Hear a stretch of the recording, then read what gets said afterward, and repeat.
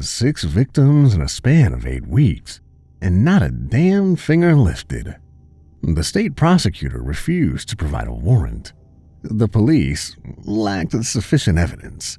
Our state rep stood by the assessment made by health officials.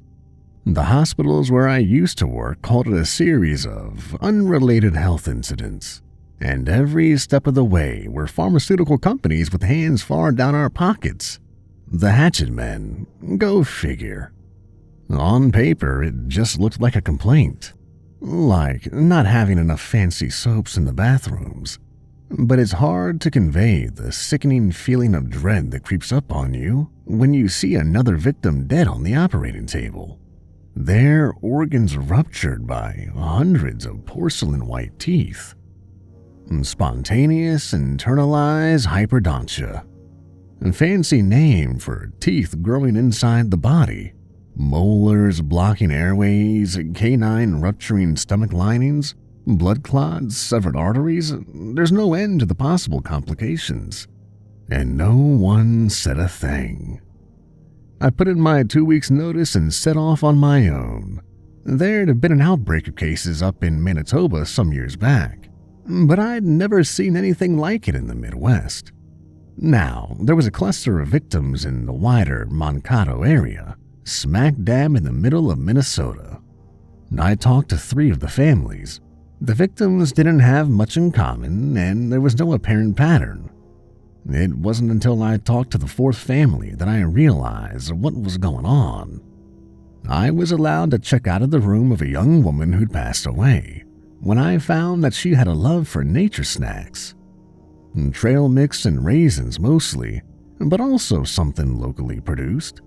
Honey-roasted sunflower seeds. Something she'd bought from a traveling salesman. Produced right here in Tomskog, Minnesota. Not sold anywhere else. After 2 weeks of living out of my car, I'd once again been on the phone with the police. They knew me by name, but were no more helpful now than they'd been the first dozen times.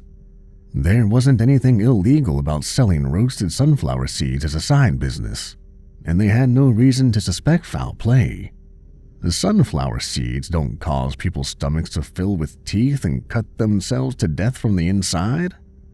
I couldn't argue with that, but damn it, I tried.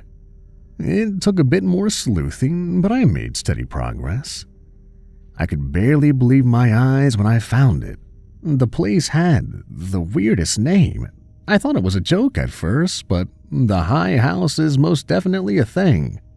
High is actually the word for tooth in the Lakotan language, because of course it was. There was a large field where they could grow sunflowers at the far end of the property, and with a name like that, and various sources, I knew I was onto something. And if no one else was going to do anything about it, I'd take matters into my own hands.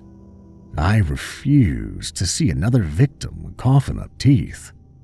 The High House used to be a ranch. It was repurposed back in the 90s into a sort of retreat, but the surrounding community slowly got depopulated. Nowadays, only the High House remains. Until I started looking into it, most people just assumed it was abandoned. Getting to it wasn't as simple as one might think. There are several unmarked roads that all lead into this sort of circling pattern. If you don't know what to intentionally look for, most people would just drive straight back to the highway.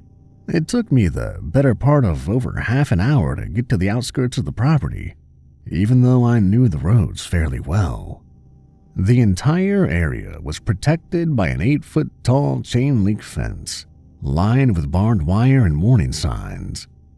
There was no doubt that intruders would, most certainly, be shot on sight. But under the cover of darkness, I still found a way inside. There are spots where animals have crawled under the fence along the sides. It was cold out there, Minnesota weather in late September. A piercing wind cut through my jacket, and my hands were losing their color. There had been a mild rain earlier, leaving everything damp and chilly. I had to stop myself from slipping on fallen leaves. I'd brought a flashlight, handgun, and a phone. No identification. The clouds parted as I got closer, lighting up the central area of the property with pale moonlight. The house itself was a 70s-style wooden home, at least 15 rooms spread across 2 floors. 2 entryways, a main one in the front and a back door leading to a field. A tool shed on the eastern side, and a long series of guest rooms separate from the main building. I think it used to be some kind of stable. The place was falling apart. The grass grew tall enough for me to hide in, and the road leading up to the gate was so cracked that it looked like cobblestone. The windows were boarded up, and there was no sign of any vehicles. I was having second thoughts about this place, but everything pointed me here. Still, I couldn't see much of a business. This was hardly the place for a large-scale operation. It wasn't until I rounded the side of the home that I realized I was on the right track. Right there, poking out of the soil, was a perfectly white molar tooth. Not a big one, but definitely not a pebble. No blood, no bones poking out of the ground, just a tooth. I decided I'd go around the house to check it from all angles. There were also the guest rooms. Someone could be staying in there. I also wanted to confirm the sunflowers growing in the fields. Maybe take a few samples. The thought struck me that maybe all of this was unintentional. Maybe they didn't know what happened to their customers. It might be some kind of irradiated soil or a parasite. But if your customers start to die, then maybe you ought to pay a little more attention. But that tooth sticking out of the ground told me another story. It told me that they knew what they were doing. As I rounded the back of the building, the clouds grew thicker. For a moment, I could barely see anything but the outlines of the property, the sharp corners of the various houses and sheds, along with an abandoned tractor broken down in a dried mud pit. I was so focused on the main building that it took me a few seconds to realize the grass feeling different against my cold fingers. I was standing in the middle of the field. It was covered in sunflowers mixed in with the tall grass, unkempt and untreated. They had a rough texture to them, and just touching them made seeds rattle to the ground, falling haplessly out of the floret. They were ready for harvest. I brought out my phone and started taking pictures. I forgot to take my flash off, so my phone lit up the field like a lightning strike. This was the first time that I saw the sunflowers were a sickly blue. I grabbed one of the sunflowers and twisted the head off. I put it in a plastic bag and stuffed it into my pocket. I was about to move on when I suddenly heard a strange rustling noise. The stem of the flower that I had just cut off was shaking back and forth. Seconds later, another sunflower was shaken, then 3 more. As heartbeats passed, they all started shaking in unison. I couldn't help but feel that they were screaming, an alarm, a warning. A thought occurred. If this was an alarm, it meant someone was listening. An alarm means nothing if there's no guard. I backed away from the field and listened. The shaking was hypnotic, going back and forth, all in sync. There was no question about it. It was deliberate. Some kind of instinct or intelligence. They weren't mindlessly swaying in the wind. This was a pattern. I didn't want to overstay my welcome. There was no reason to stick around. I wasn't there to handcuff someone and place them in the back of my car. I just wanted a solid lead. The picture I took turned out fine, so I sent it to a friend of mine and told them I'd call later, just in case I lost coverage. That way, the picture would be out there, no matter what. And it's a good thing I did. As the wind picked up, I felt an awful acidic smell, like raw oil mixed with sulfur. There was no apparent source, but I could hear something just outside the fence. A patrol. Something moving in the underbrush, coming out of the forest. A low groan echoing from one point to another, spreading like a wildfire. Flock calls. At first, I thought there were 3 of them, but in seconds, there were 8. A dozen, 15, maybe more. Groan after groan, another groan, guttural rumbling calling out to one another. The sunflower field still shook. I had to get out of there, fast. Crawling on my hands through the high grass, I could hear their groans rising and falling. I scratched my hands on little white teeth growing out of the ground. I knocked a few out by the root, and I swear the earth twitched like it hurt. I reached the main building. There was about 4 feet of gravel lining the edge of the foundation, so I didn't have to crawl through the grass. It barely made any noise over the wind anyway. They were by the front gate, 3 of them congregating. I could only see their vague outlines in the dark. They were tall and had these ridiculously long arms, almost long enough for their knuckles to scrape against the ground. They kept making these strange humming noises, like someone trying to speak with their mouth closed. They'd find me out here, without a doubt. I had to hide and wait them out. I considered going back, but I heard something by the corner on the back of the house. Maybe they'd picked up my tracks or my scent. If I kept going forward, I'd get spotted by the 3 at the front. I could try to get over the fence, but the barbed wire wouldn't make it easy. Besides, there were plenty of them out in the woods. But there was a slim window leading into the basement right beside me. I could hide down there until morning and slip out once they stopped looking for me. It was my best bet. All it took was a little push for the rotten frame to come loose. I moved it out of the way and slipped inside. I picked up my phone to use as a flashlight, only to see I had just over 30% left. I must have forgotten to charge it in the car. The floor and walls were solid concrete. There'd been an attempt to cover it up with wallpaper at some point, but it had loosened and rolled up years ago. What was left was just this chunky yellow texture, and still sticky to the touch. Something crunched under my feet. Looking down, I saw the teeth. Hundreds of them. Various sizes and shapes, milk teeth, molars, canines, some whole, some broken, some rotten, some with moving, exposed nerves. With every step I took, I could hear something snapping under my heel. I could see them growing by the base of the walls, sprouting like mushrooms. There was a big cluster in one of the corners with one tooth the size of a thumb.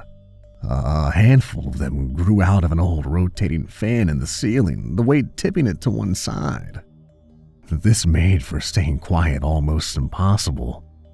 I looked around for a hiding spot. There was what looked like an old locker, like something from a gym. At least it was metal, and I could close the door behind me. I took a few steps forward, holding my breath, listening for something to react. At any point, I expected to hear something, a shriek, a voice, a scream, to feel a hand on my neck or a whisper in my ear. But I reached the locker.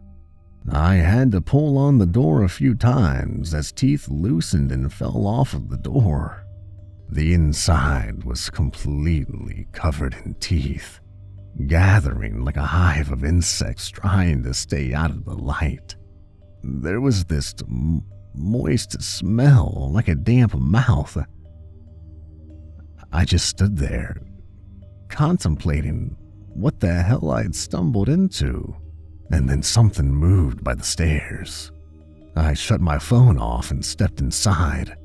Teeth or not, there was plenty of space. I carefully closed the door and curled up into a ball. I felt like I'd crawled into the mouth of a sleeping animal, ready to chomp down and tear me to pieces. I pulled my shirt up to breathe through the fabric, both to stay calm, but also to keep from breathing in too much. This place had to be full of bacteria and mold. My pulse was out of control and there was something moving outside.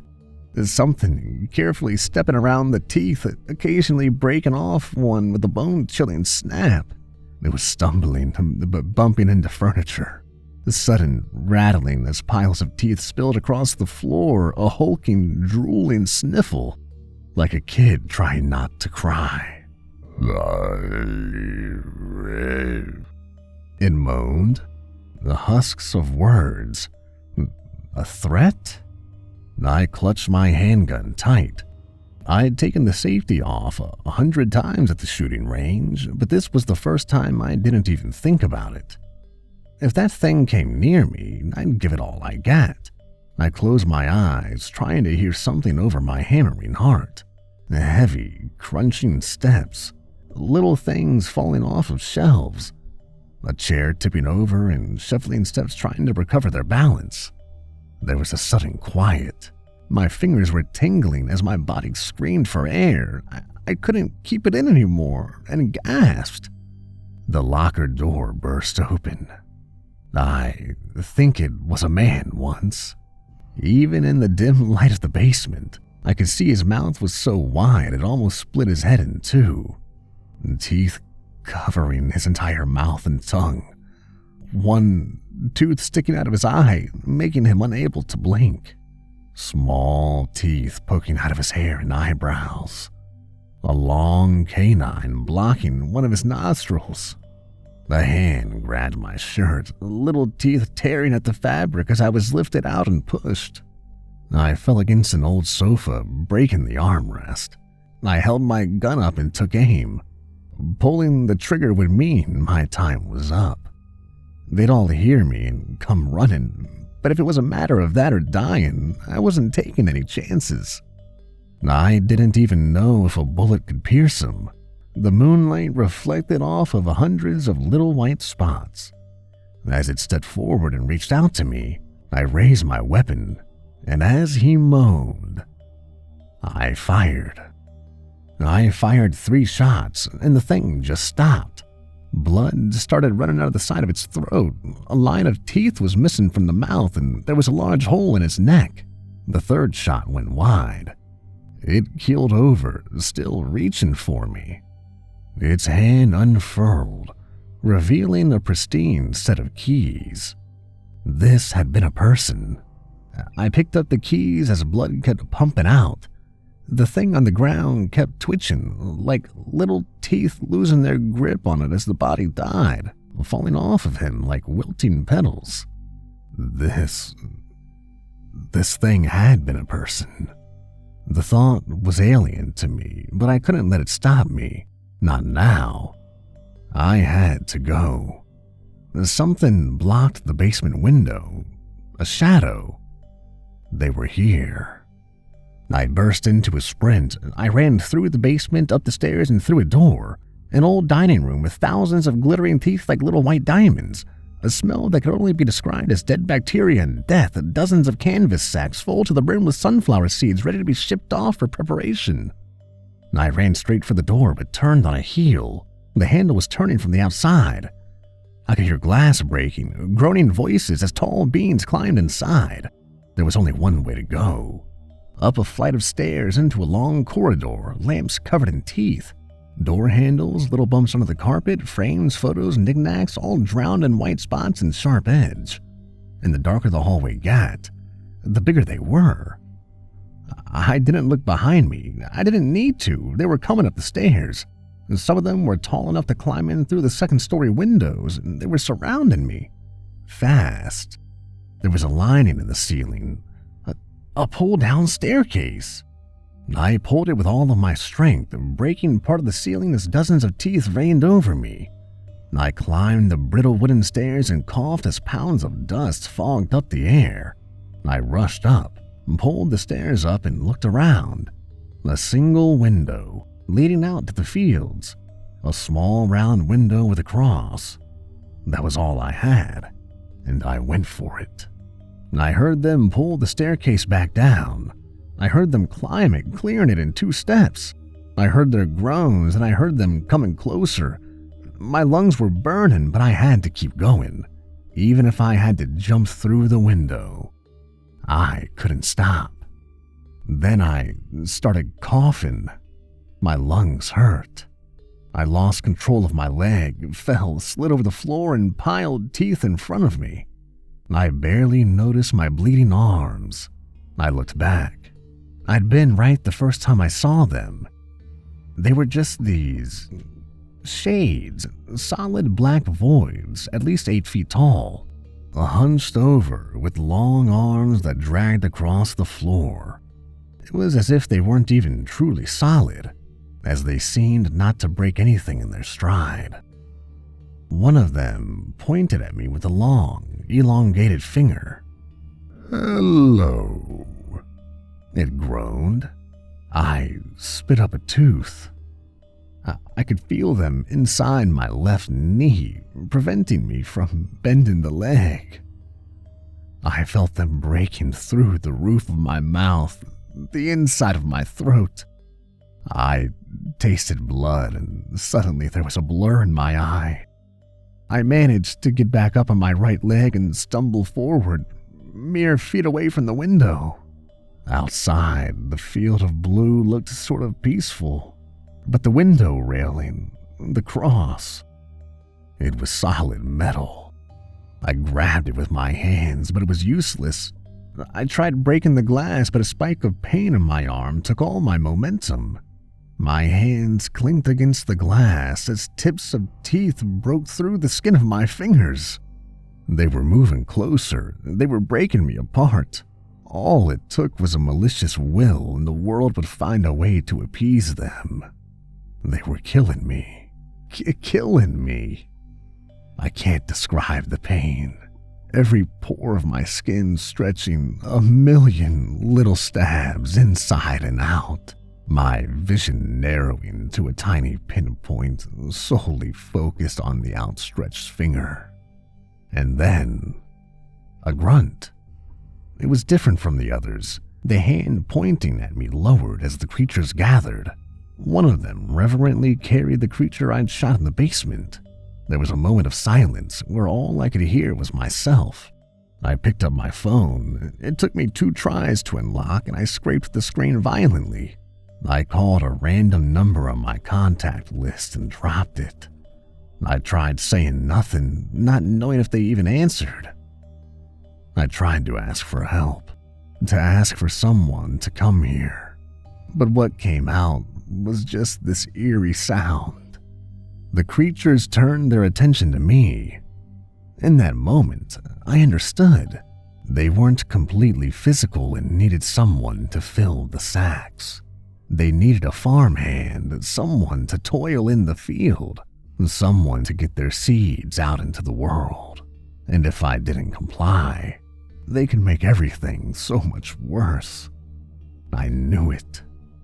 I saw it. I don't know if anyone heard me. Maybe no one did. Maybe no one will come looking for me, and maybe that picture I sent will be deleted.